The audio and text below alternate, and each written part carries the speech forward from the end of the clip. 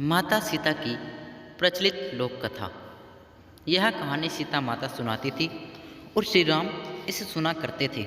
एक दिन श्री राम भगवान को किसी काम के लिए बाहर जाना पड़ गया तो सीता माता कहने लगी कि भगवान, मेरा तो 12 वर्ष का नित्य नियम है। अब आप बाहर जाएंगे तो मैं अपनी कहानी किसे सुनाऊंगी। श्री राम ने कहा कि तुम कुएं की पाल पर जाकर बैठ जाना और वहाँ जो औरतें पानी भरने आएंगी उन्हें अपनी कहानी सुना देना। सीता माता कुएं की पाल पर जाकर बैठ जाती हैं। एक स्त्री आई, उसने रेशम की जरी की साड़ी पहन रखी थी और सोने का गड्ढा ले रखा था। सीता माता उसे देख कहती है कि बहन, मेरा 12 वर्ष का नित्य नेम सुन लो। पर वह स्त्री बोली कि मैं तुम्हारा नित्य नेम सुनूंगी तो मुझे घर जाने में देर हो जाएगी और मेरी सास मुझसे लड़ेगी। उसने कहानी नहीं सुनी और चली गई। उसकी रेशम जरी की साड़ी फट गई, सोने का घड़ा मिट्टी के घड़े में बदल गया। सास ने देखा तो पूछा कि ये किसका दोष अपने सिर लेकर आ गई है। बहू ने कहा कि कुएं पर एक औरत बैठी थी, उसने कहानी सुनने के लिए कहा लेकिन मैंने सुनी नहीं, जिसका यह फल मिला।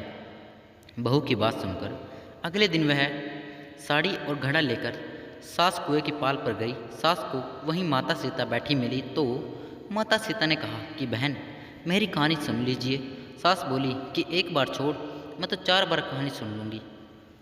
राम आए, लक्ष्मण आए, देश के पुजारी आए, नित्य नेम का नेम लाए, आओ राम बैठो राम, तपी रसोई जियो राम, माखन मिश्री खाओ राम, दूध बताशा पियो राम, सूत के पलका मोठो राम, शाल दुशाला पोठो राम, शाल दुशाला ओढ़ो राम, जब बोलो जब राम ही राम, राम संवारे सबके काम, खाली घर भंडार भरेंगे, सबका बेड़ा पार करेंगे, श्री राम जय जय राम। सास बोली कि बहन, कहानी तो बहुत अच्छी लगी। कहानी सुनकर सास घर चली गई और उसकी साड़ी फिर से रेशम जरी की बन गई। मिट्टी का घड़ा फिर सोने के घड़े में बदल गया। बहू कहने लगी, सासू माँ, आपने ये सब कैसे किया। सास ने कहा कि बहू, तू दोष लगा के आई थी और मैं अब दोष उतार कर आ रही हूँ। बहू ने फिर पूछा कि वह कुएं वाली स्त्री कौन है। सास बोली कि वे सीता माता थी। वे पुराने से नया कर देती हैं, खाली घर में भंडार भर देती हैं। वह लक्ष्मी जी का वास घर में कर देती हैं। आदमी की जो भी इच्छा हो उसे पूरा कर देती है। बहू बोली कि ऐसी कहानी मुझे भी सुना दो। सास बोली कि ठीक है, तुम भी सुनो। और सास ने कहानी शुरू की। राम आए, लक्ष्मण आए, देश के पुजारी आए, नित्य नेम का नेम लाए, आओ राम बैठो राम, तपी रसोई जियो राम, माखन मिश्री खाओ राम, दूध बताशा पियो राम, सूत के पलका मोठो राम, शाल दुशाला पोठो राम, शाल दुशाला ओढ़ो राम, जब बोलूँ जब राम ही राम, राम संवारे सबके काम, खाली घर भंडार भरेंगे, सबका बेड़ा पार करेंगे, श्री राम जय राम। कहानी सुनकर बहू बोली कि कहानी तो बहुत अच्छी है। सास ने कहा कि ठीक है, इस कहानी को रोज़ कहा करेंगे। अब सास बहू रोज़ सवेरे उठती, नहाती धोती और पूजा करने के बाद नित्य नेम की सीता की कहानी कहती। एक दिन उनके यहाँ एक पड़ोस की औरत आई और बोली कि बहन, जरा सी आँच देना। तो वह बोली कि आँच तो अभी हमने जलाई ही नहीं। पड़ोसन ने कहा कि तुम सुबह 4 बजे से उठकर क्या कर रही हो।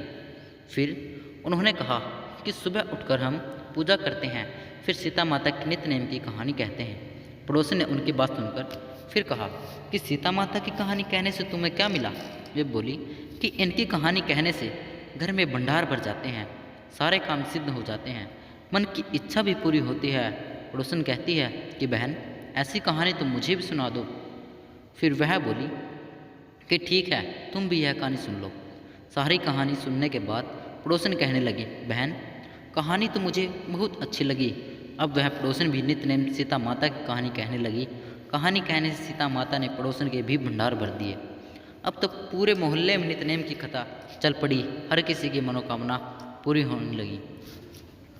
हे सीता माता, जैसे आपने उनके भंडार भरे, वैसे ही आप हमारे भी भंडार भरना, कहानी सुनने वाले के भी और कहानी कहने वाले के भी। उत्तर प्रदेश, बिहार, हिमाचल प्रदेश और हरियाणा के कुछ क्षेत्रों में आज भी यह कथा सीता जयंती पर चाव से सुनाई जाती है। दोस्तों, अगर आपको सीता माता जी की यह कहानी अच्छी लगी हो तो कृपया कमेंट में जय सिया राम अवश्य ही लिखें और हमारे चैनल को सब्सक्राइब ज़रूर करें। धन्यवाद।